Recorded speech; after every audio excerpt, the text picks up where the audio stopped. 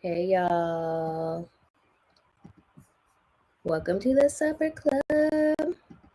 I'm solo starting off. Let me set up all these things.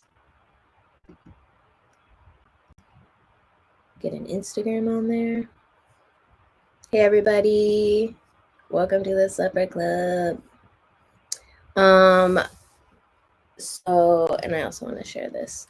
My name is Lydia. We are streaming live from Idlewild, Michigan, a Black resort town that was founded in 1912.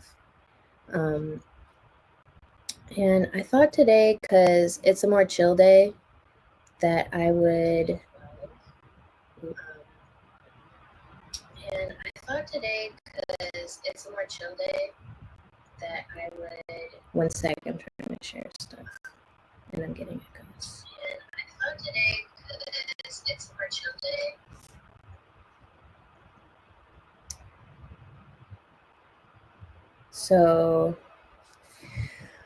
So much has actually been going on.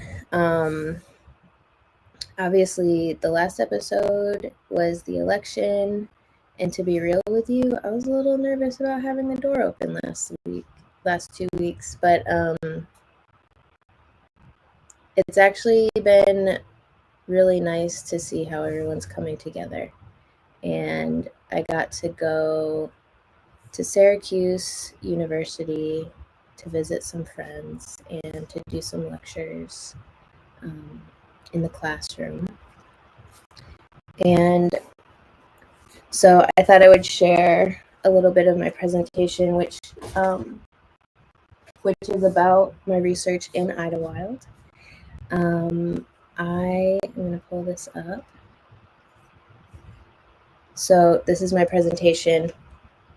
I learned about Idlewild in 2014 when I was in grad school at Cal Arts in California.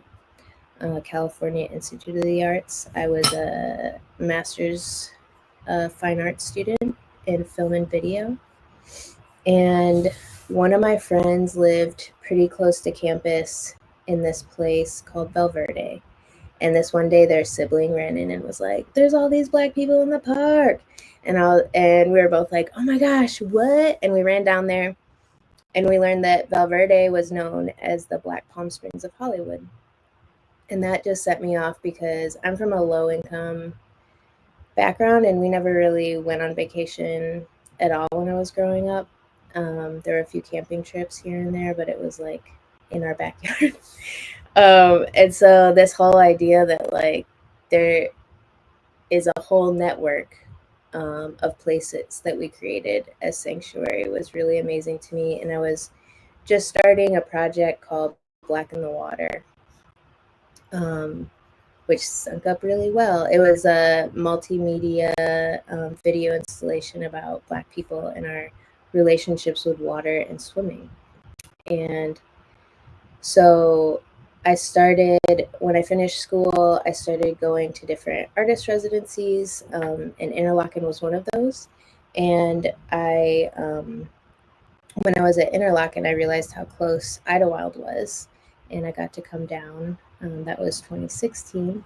And then I went to another residency in the Hamptons, and so I got to spend some time in Sag Harbor, which is another really amazing Black resort town now.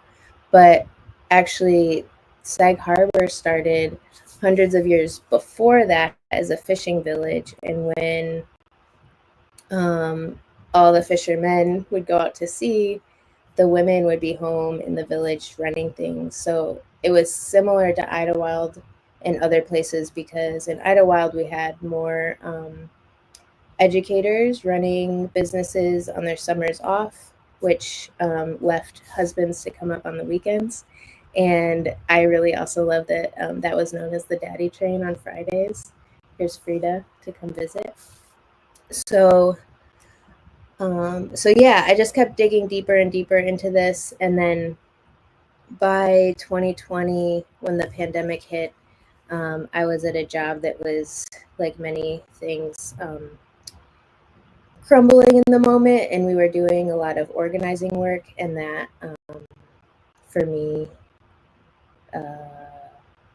I got a lot of retaliation, and I was booted from there, and I didn't know where else to go. And a friend of mine, Mary Ellen Newport, who just recently retired from Interlochen, invited me to have a sanctuary with her. And on my way, I decided to stop in Idlewild again and look at a house that I'd been, like a lot of us were checking out places on Trulia.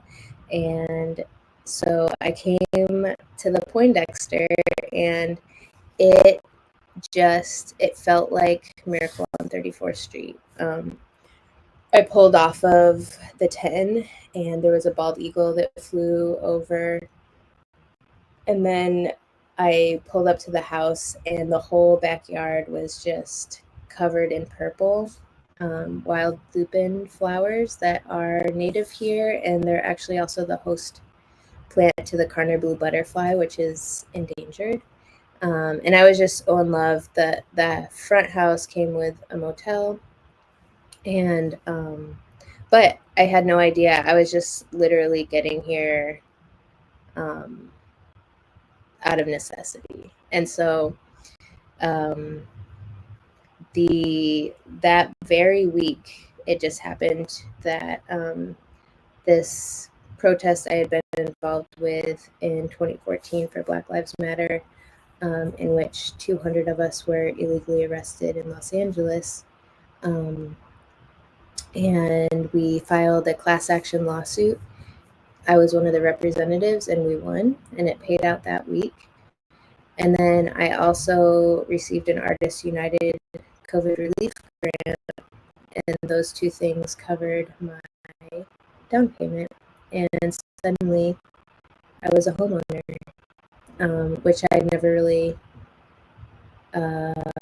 thought would be possible, but here I was. And then honestly, the community, the Idlewild community, really put me back together. And so I didn't realize it at the time, but the job triggered post-traumatic stress disorder. And so I spent the first year, on top of it being the pandemic, feeling like I was dying and didn't know why.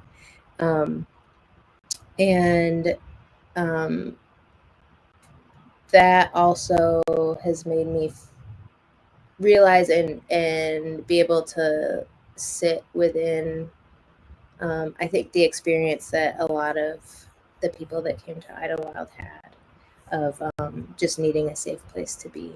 And that's what it's been for me. And so it's been really lovely, rebuilding the house and feeling like we're really rebuilding each other. So this little presentation is it shows my process. It shows some things that I'm working on, and I hope you like it. So this, I'll go back to the first slide, and Frida's going to help me out here. So this is for an experimental documentary I'm working on, which I'm releasing in an anthology. Actually, the first short film came out in September, and I'll post some more info about that.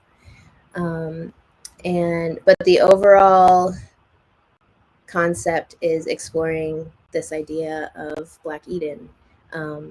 Kindling the Sacred Fire is a reference to the Anishinaabe Confederacy, which is the unceded indigenous land that we are residing on. And they are known, the Anishinaabe are known as the keepers of the sacred fire. So I hope that is, I want that to be, our purpose is to provide just more kindling to that fire that they have kept, and to honor the land in the ways that it should be and that it wants to be, a sanctuary for the end of times. I started this a few years ago, when I got here, and unfortunately it keeps feeling more and more true. So unfortunately, I think while I'm so excited for capitalism to crumble, it's pretty wild that it feels really real. And then a pitch for survival. That's kind of a thing that it's been a mantra of mine. So a lot of these things are ideas from me, but also as I'm finding more information and people have let me look at different archival artifacts. It's kind of piecing together and realizing that people have always known, the community has known like how to do things, and they left us a blueprint, and it's really incredible. So and then and then finally stories from the Black radical tradition, which is this concept of Black resourcefulness and Black tradition that is an unbroken chain from Africa that has helped us be community, in community with each other, has helped us live in harmony with the land, and to understand how to just take care of ourselves. So this was one of the first photos that I saw of Idlewild, and this is a more famous one. You'll notice this boat, and on the right is Louis Armstrong, which most people, will point out this is Louis Armstrong. But you'll notice a little face right next to him, and that's actually Lil Armstrong, his wife. And I found out that Louis Armstrong, when he came to Chicago, Lil Armstrong was already an established jazz performer. And she's the one that actually had already had this group and kind of took him under her wing and was like, let me clean you up. And then also in Idlewild, she owned the house that they had. And a lot of people say that he performed here. I've heard mixed stories that he didn't actually perform here. He was just vacationing. But as an artist, honestly, I find just relaxing more exciting, because that means you're like gonna interface probably with that person on the street. They're hanging out. Like, how much more amazing would it be if Louis Armstrong was just like practicing out on a dock on Idlewild Lake in the morning while you're sipping your coffee? Incredible. And then this image really set me on fire. I was in the Hamptons when I found this one, and it just it's just so beautiful. Seeing friends chilling, relaxing, and the lake is still just as beautiful. These are some of my philosophical themes that I'm going by. If you have come to help me, you are wasting your time. But if you have come because your liberation is bound up with mine, then we can work together. And this is actually a quote from a group that I was a part of, that they used when I was in undergrad. So the group is called United Students Against Sweatshops, and I worked to create a campaign on my campus, which was successful, to make it where they dedicated all of the clothing that went through campus would be sweatshop free, meaning non-exploitative.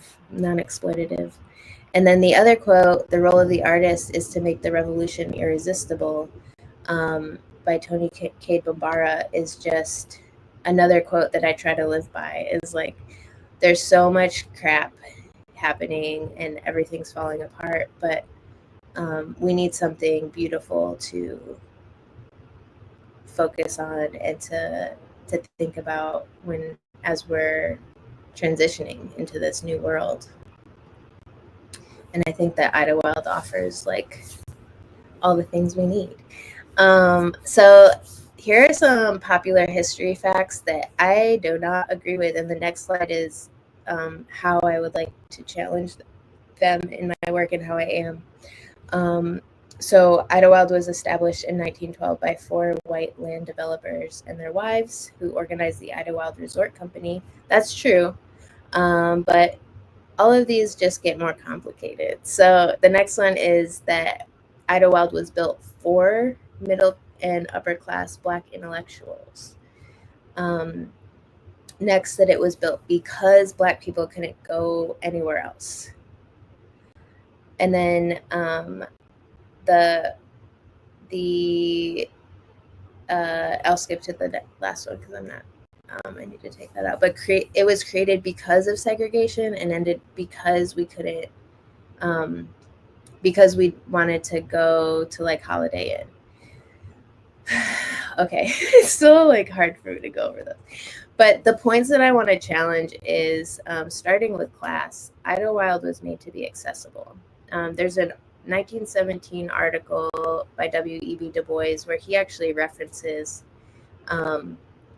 he talks about how Idlewild is one of many resort towns that are popping up because Black people are like, it's the start of the Great Migration. We're leaving the farms, we're leaving the South, and we want not just vacation sanctuaries, but we're building a cover for a network where we can take care of each other. And he even references like it's far away for low-income people to be. How do we deal with this? So it wasn't about building it to exclude anyone. It was making sure everyone could get to some place and to have some sanctuary. So there were and are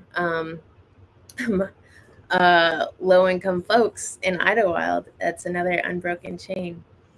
And that Idlewild in its history and in its present follows much more the concept of the beloved community, which was championed by Coretta Scott King. The beloved community philosophy is all about the idea that everyone is here. You know, we've got the debutantes, we've got the hippies, we've got the bohemians and artists and everyone, the contractors, and a lot of people do all of the things.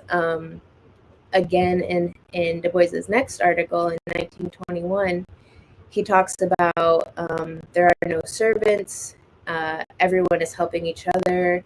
There's naps abounding, and the springs are pumping out champagne and pearls and all this stuff. So it wasn't an exclusive place. And I think this also challenges a lot of people's ideas about what Eden might be. Because when we think about labeling anything with color, like if we think about like white Eden or just Eden, I guess our default, which tends to be the dominant culture, it becomes exclusive. And that is not true for the Black community. Black Eden doesn't mean it's all Black people. It just means that Black people are safe, Black people are central, and that it's a community that we built for ourselves. Next, so all of the founders were also card-carrying KKK members.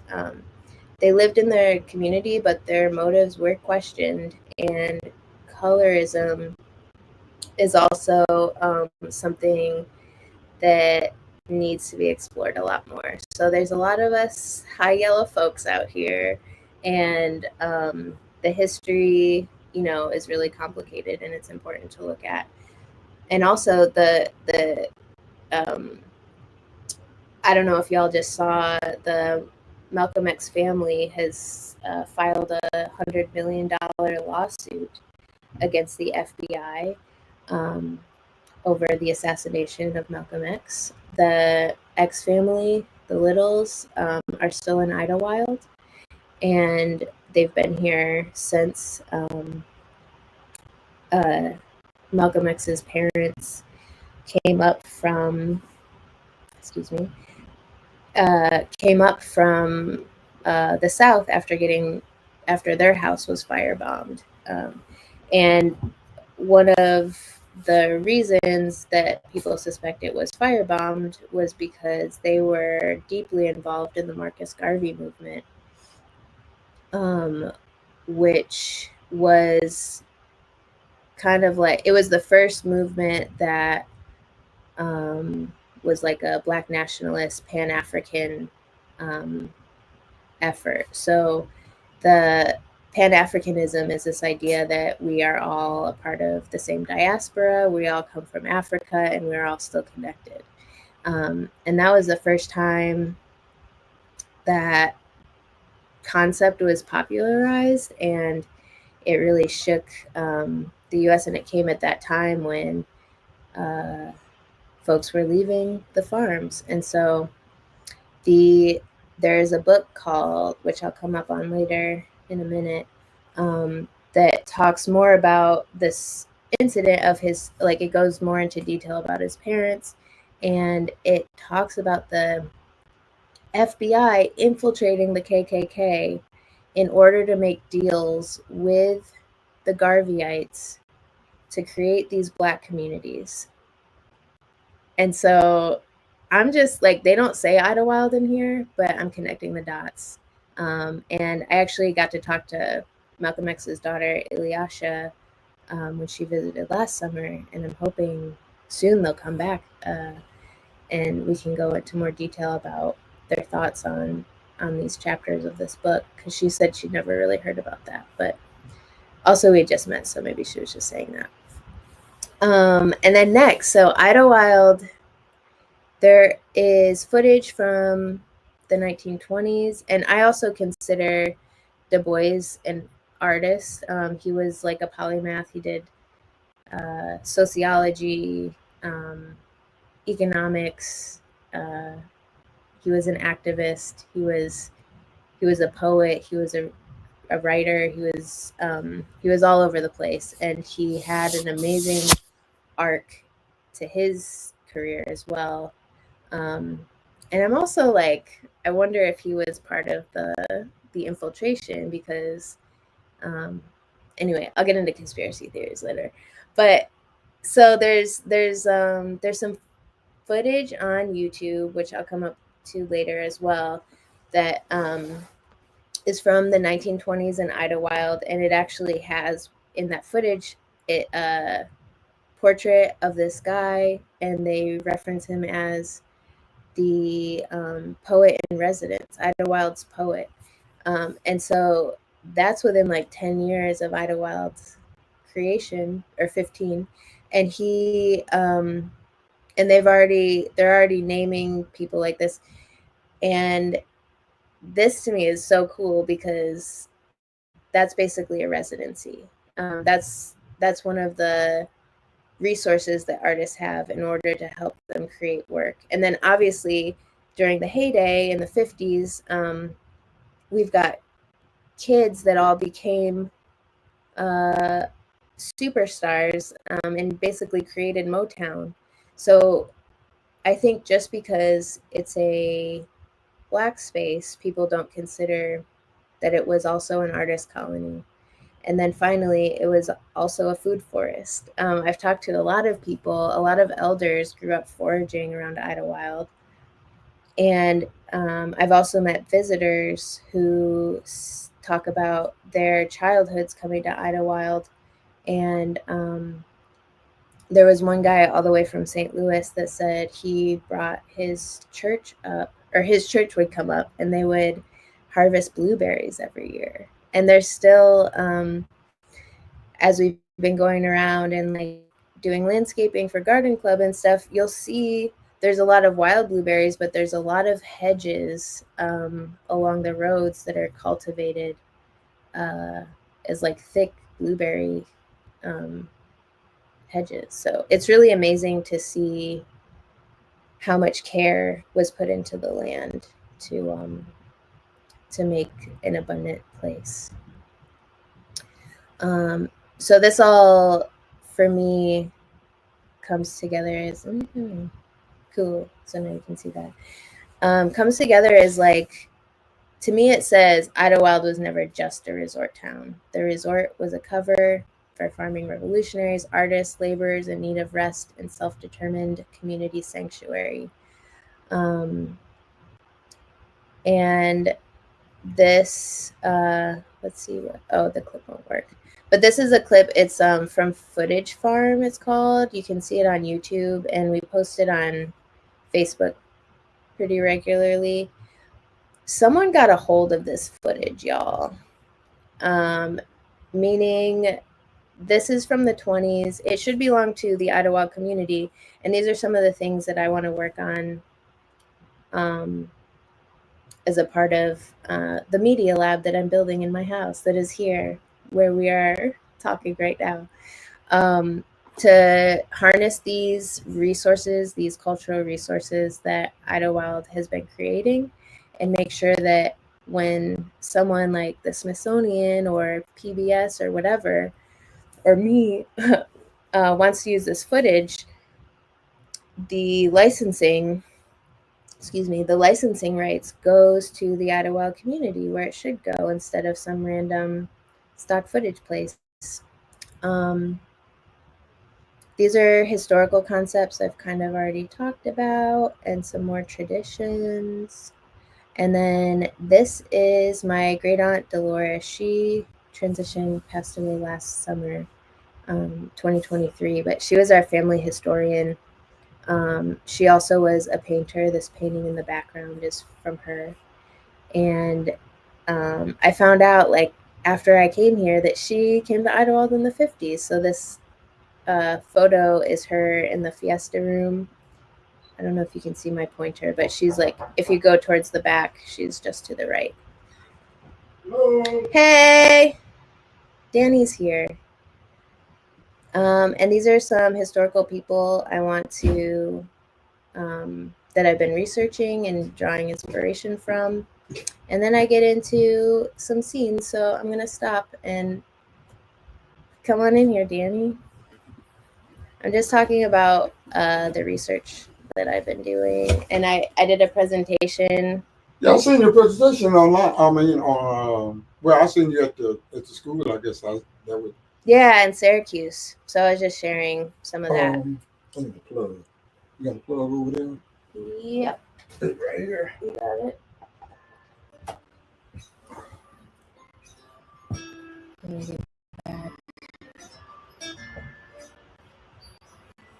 Did they win? Are they still playing? Oh, no, the game is not tomorrow. Oh, sweet. Even better. Yeah.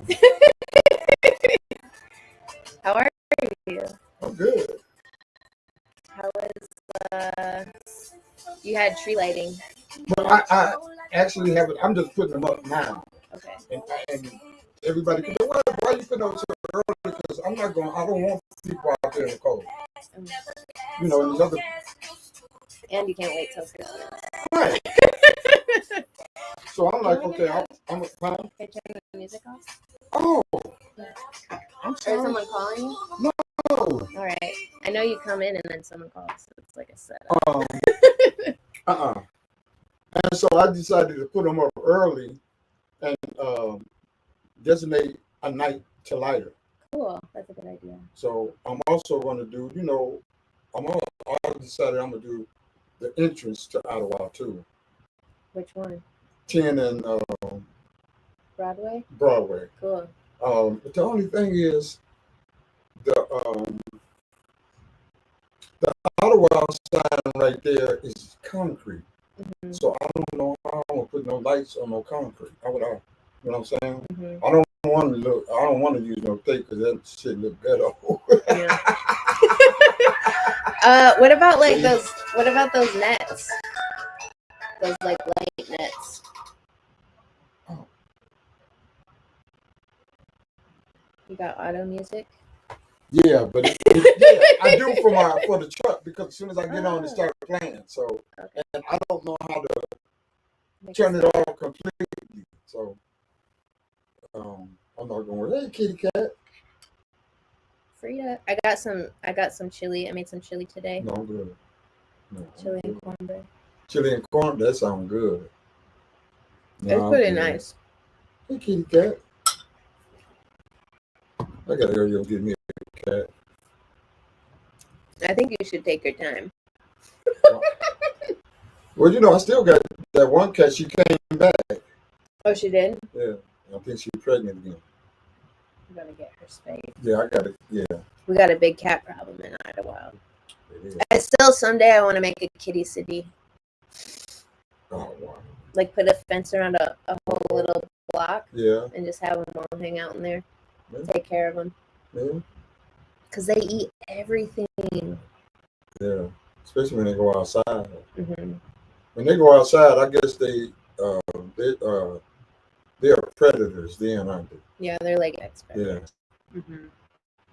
Because if you got an outside cat, you ain't got no chipmunks, hardly no squirrels around. Get our little fireside. So yeah, I'm designated night. I'm not gonna light them till after Thanksgiving. Okay. Yeah. Cool. I have a little art project I want to do. Oh, okay. What are you gonna do that here? At the Flamingo. Oh, outside or inside?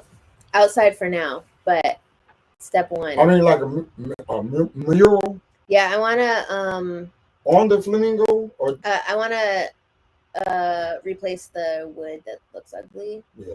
And then George has this article from Langston Hughes. Okay. That's all about like artists and community. Okay. So I want to paint that on the big doors and then do a. Are they going to allow you to do that? Yeah.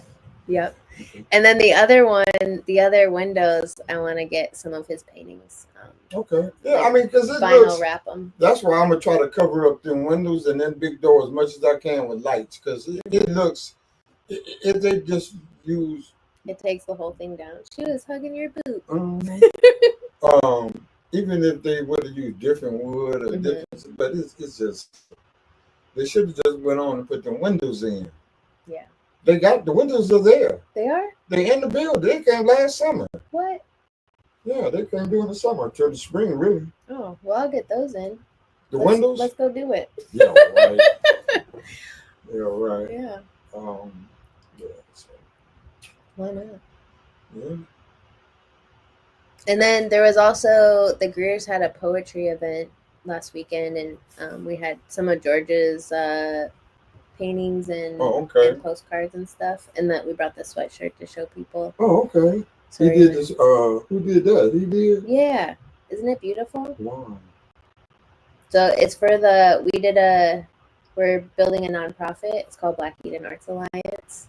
Okay. He's the vice. Building one. I just submitted all the paperwork. George is the vice president,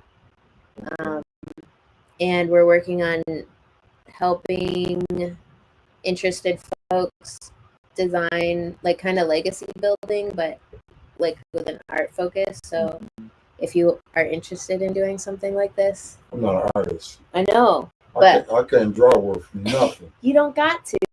But if you're interested in, like, George's house was the Hippy Dippy Chicken Shack, and so we're restoring some of the elements of that and working through what he wants to be there, now and then into when he's transitioned, right. And just like, we're also working on like designing his yard with plants that he would either want to eat or use for art stuff, like those gourds, that you can make birdhouses out of.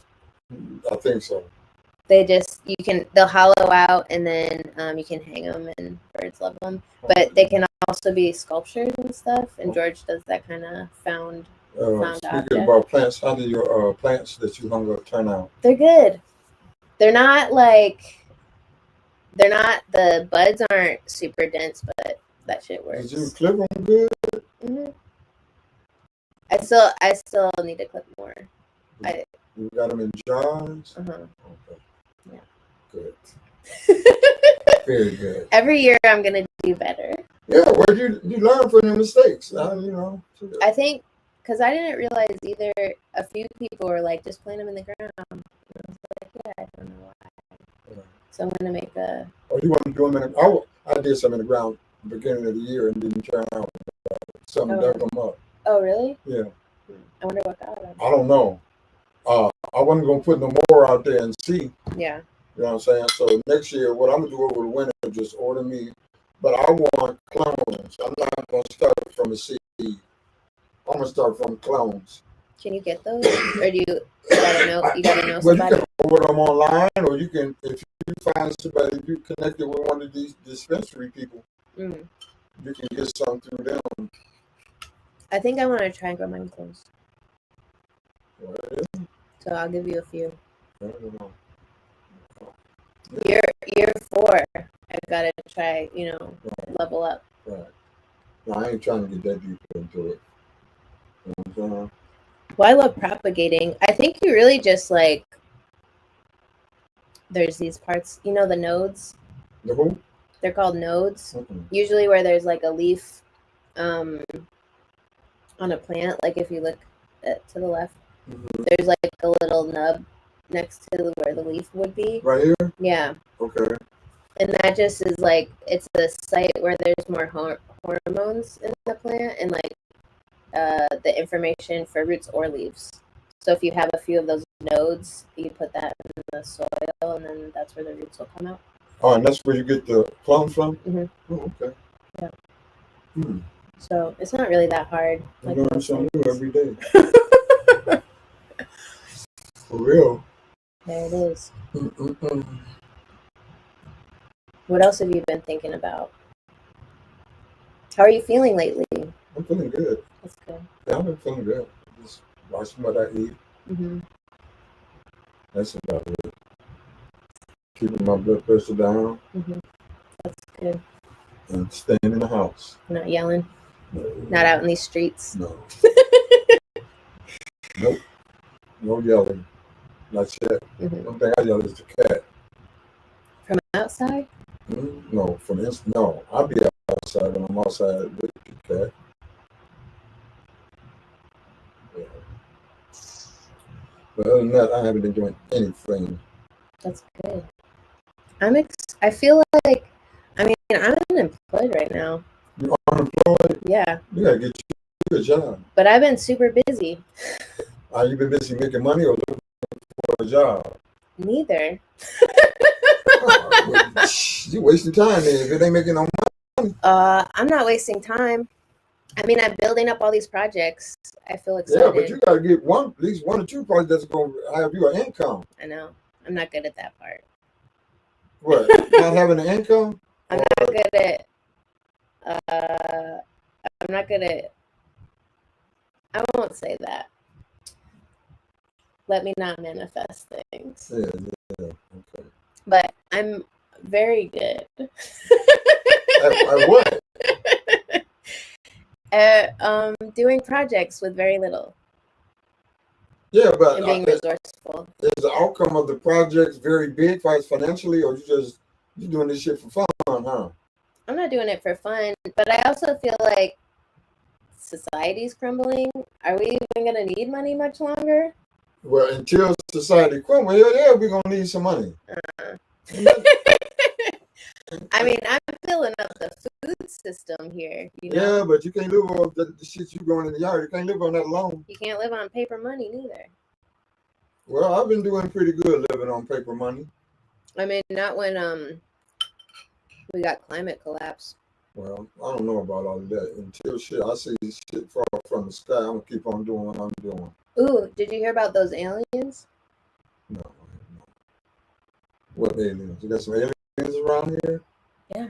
Where they at on 42nd Street? The government had a hearing and they were like, yeah, we've got alien spaceships, we've got alien bodies. We can't show them to you. No, I don't. I don't get in all of that crap. I don't. You know what I'm saying? I just I don't get in all of that. We got aliens among us and outer space. I don't do that. I don't. They said they had a bunch of different ones. Where? That they found. Where? I think they said in the ocean, but they wouldn't be super specific. And some of them looked like some of them looked humanoid.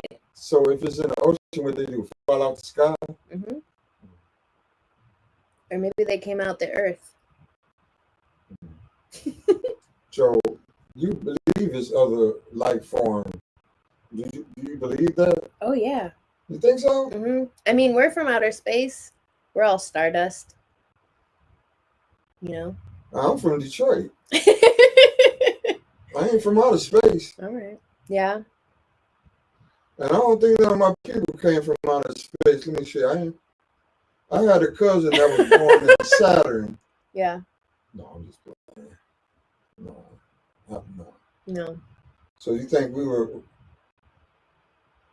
I don't even want to get into it. I can't go there with you because I'm not. I'm illiterate on shit like that. So you got me on that one.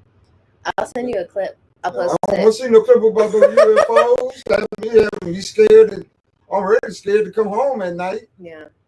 Why? Because it'd be so dark around my house, man. I don't know what's in them damn woods. You don't have a night light? I got a light on at the house, but it's just one side of the house. You walk around your house when you get home? No, I gotta walk around the dark side. Take a lap. I get home, I go straight in that door. Whatever outside will stay is outside. Now, if you try to come in, that's a whole different story. Yeah. But whatever outside, His stuff tried to come in? No. On your way? No. No. Do you know where that fear comes from? What? No, I'm asking. What fear? Of like when you're walking inside. Oh, that comes from living in Detroit on the west side. You know what I'm saying? That makes sense. You know what was wild? I grew up in the country in upstate New York, and then I lived in New York City after I went to college. Okay. And then after New York City, I might be going to New York on the 8th. Oh yeah? My sister, yeah. I might go to New York. I'm thinking about it. Okay. I gotta see how expensive it There's is. if you go far enough ahead of time, it's pretty cheap. Yeah. Like I just went to Syracuse, it was like $200. Round trip? Yeah, so probably the same. Well, I ain't worried about the flight. Is where I'm gonna stay. Got you. Yeah. Oh yeah, but so after I was in New York City for a year, I went back to undergrad, which was also in the country. And when I went back, it was like suddenly I was nervous about being in the woods without millions of people around. For real? Yeah, it was like New York City just got me. Wow. So I think that's really interesting. Yeah, indeed.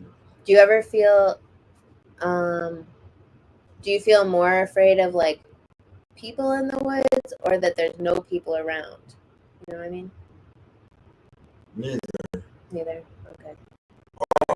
Animals. I'm not scared of people. Oh yeah. It's the animals. I don't know what might run out there in the woods or what's standing in the woods looking at you. Yeah.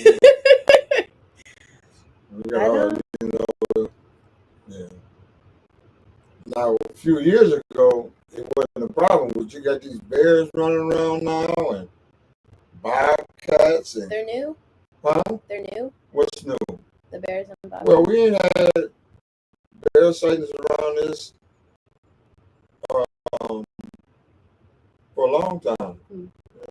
Just, I'd say that's when they started cutting these trees down. That's when the bears started moving around. Because it was very seldom you see a bear out here. Especially in Iowa, but yeah, I heard there's been sightings like right out on Florida. Yeah, and over there matter of fact, the guy doing the summer took the picture of the video of the bear swimming in the water. I didn't see that. You didn't see that? Oh yeah, the bear was swimming in the Ottawa Lake. What? That's so cute. Now I didn't be there and seen the deer swim in the lake. Really? And the bear. That's awesome. Yeah. I need to find that clip. It's on Idlewild 100? It might be. Did you go to hunting season started? Yeah. I'm running right out my bedroom window. Yeah, I ain't want to know what else. In your jammies? Yep. There were, there's also the new Hours for Hunters at Peyton's. The who? Hours for Hunters at Peyton's. Yeah. And they had like a welcome party last weekend. Oh, okay. I don't hang up that much right now. Yeah, neither. I'm just reporting. Right.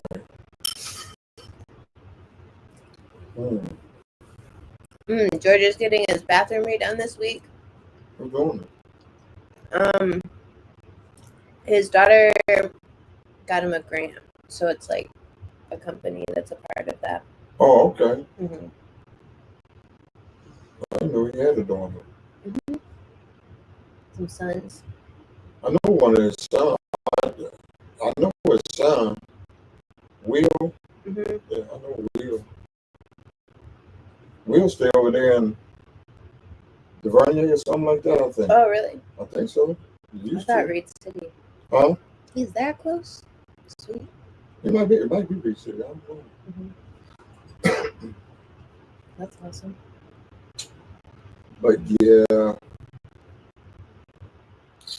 How do you feel about national or local election?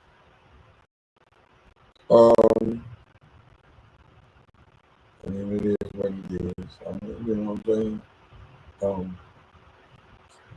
I mean, the township, I'm pretty much satisfied with that. You know what I'm saying? Yeah. I'm glad we have a reasonable majority. Yeah. And I think the group that they have now would do an excellent job with as far as moving on the wall forward. Because I think the group they have now are on the same, well, they're on the same team, but they focus on, they all agree on one thing about, about Ottawa, and that's moving it forward. But I think that's too vague. Like, what does moving it forward mean? Because I think I haven't seen no progress. Within that, I feel like there's a pretty big spectrum, actually. Yeah. And see, now the question is, when is it going to start moving forward? Mm-hmm. Well, forward in which direction? And yeah, when I say move forward, renovation of some of these buildings. I mean,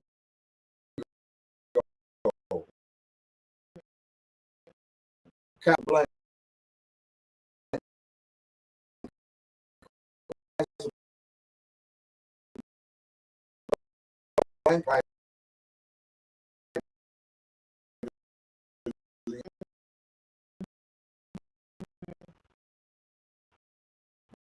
But that's starting. I've been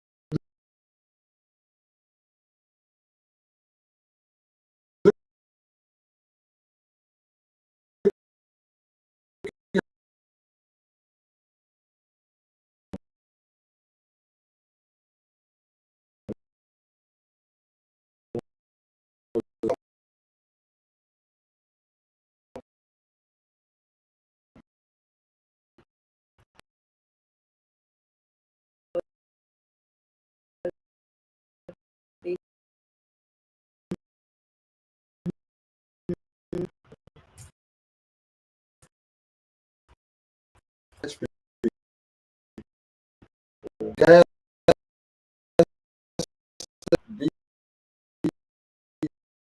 Station.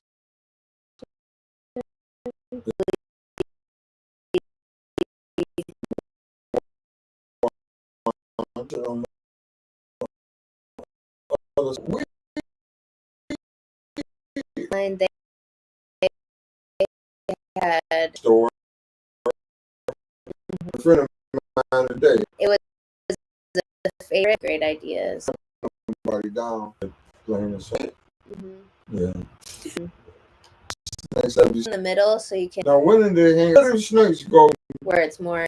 Is it? In the summer, it's like geothermal heating. In the ground. Digging in the winter. If it's the summer, then stable. That's year round. The idea, might be to go like 6 or 8 feet. I think it depends water table where you are.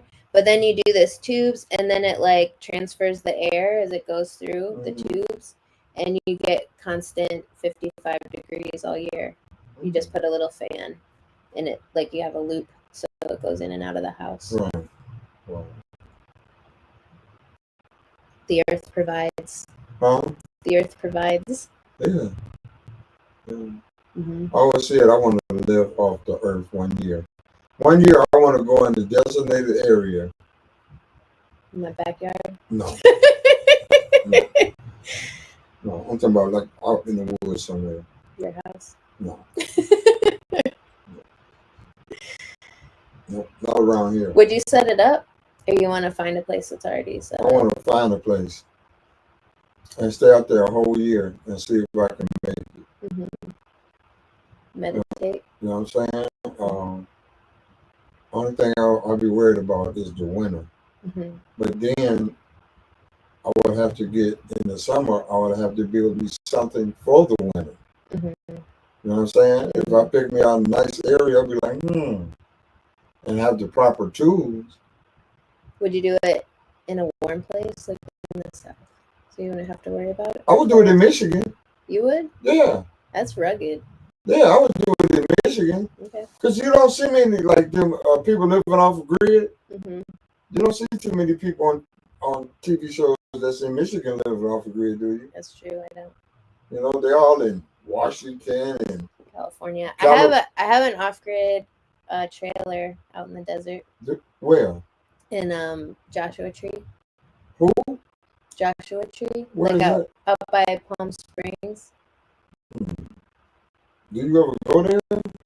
Yeah, it's been a while because of the pandemic, but I have 2 vintage trailers that I restored. So this was, before I could get a whole house. Why are they still there? They're at friends' places, but now that the yard is cleared. Like, the yard? My yard. Oh, you're gonna bring them here? Eventually, I think I'm hoping next summer, but I gotta get a job. Yeah, you're gonna need some kind of employment. But I am applying. I'm applying for a lot of stuff. I'm really excited about building up this nonprofit and just getting like resources coming in for folks. Right.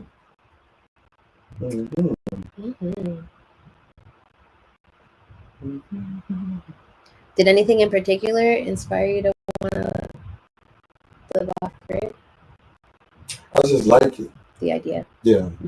I watch a lot of living off grid shows. What's the favorite? I don't have a favorite. I like all of them. Okay. What's the one like Man versus Wild? Is that one? No.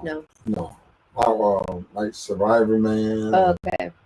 Survivor Woman. Yeah, shit. I mean, I like that. Okay. Sweet. So I like to try that 1 year just to see. Then if it ain't working out, I'm bringing my ass back home. Be like, hell with this. But yeah. I love it. I think, well, especially in like, if you have somewhere else, you can go visit or like take a break. I think it's really dope. Yeah. But yeah. Other than that, I ain't been doing nothing. I was gonna try to finish up some lights today, but it was raining all day. It was raining all day. So you might go tomorrow? I'm thinking about it. Okay, I'll go up there if it's sunny. Yeah, I think I want to do the flamingo tomorrow. Sweet. I gotta say, yeah, I want to do the flamingo tomorrow.